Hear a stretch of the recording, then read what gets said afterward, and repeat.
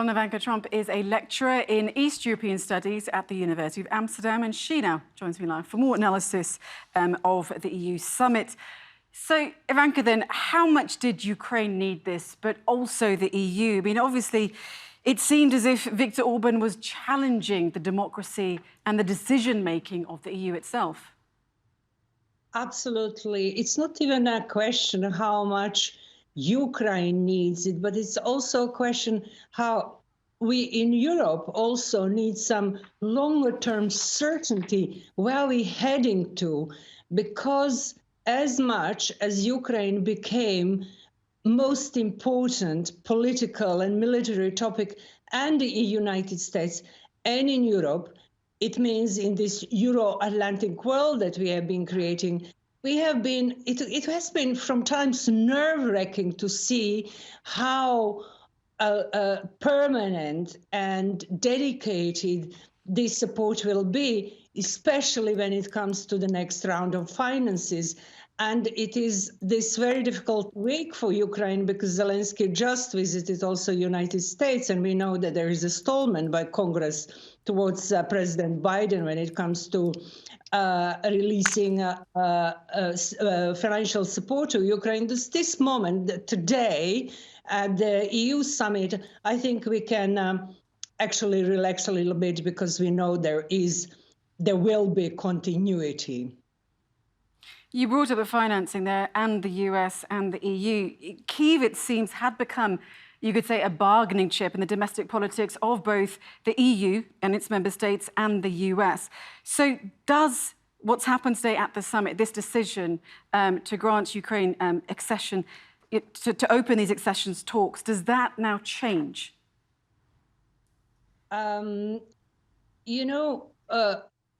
One of the things that we all have to realize that as much as we as nation states engaged in treaty organizations such as NATO, and EU is also a treaty organization, none of these member states will ever forget or will be allowed to forget their own national interests. So you very aptly use the verb bargaining, and this is essential thing every time such a major decision has to be made. And it certainly goes for membership, either for NATO or the EU. There always will be bargaining. And we have witnessed it with President Recep Erdogan when the discussion preceded the membership of Finland and Sweden. You remember that he was in the similar position, actually trying to inject into decision-making the position of Turkey. And as we know, there was some serious bargaining going back and forth.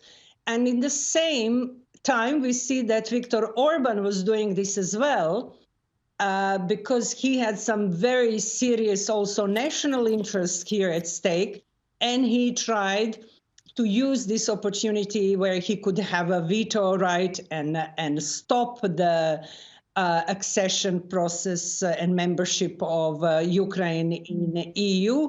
And apparently that went quite smoothly. The worst was prevented because it would be a very huge sign of weakness if EU at this major moment would need to succumb to a particular national interest of one major state, a strategy that would actually not only slow the process, but we would need to look at EU as a political power, knowing that it could be weakened in such a crucial moment, but one of its member states. So I wouldn't go as far to say that Ukraine is, that there was some bargaining chipping going around. I would simply say that it is very precarious decision-making process where national interest by political leaders present can never be totally ignored. But looking at what happened today, we can actually relax and see that for next period, financing period, Europe, EU will going to stand behind Ukraine and this enormous efforts this relatively small country compared to Russia has to endure. Well, let's see if the EU can get its member states under control then. Nevenka Tromp, thank you for your analysis. Thank you so much. Thank you.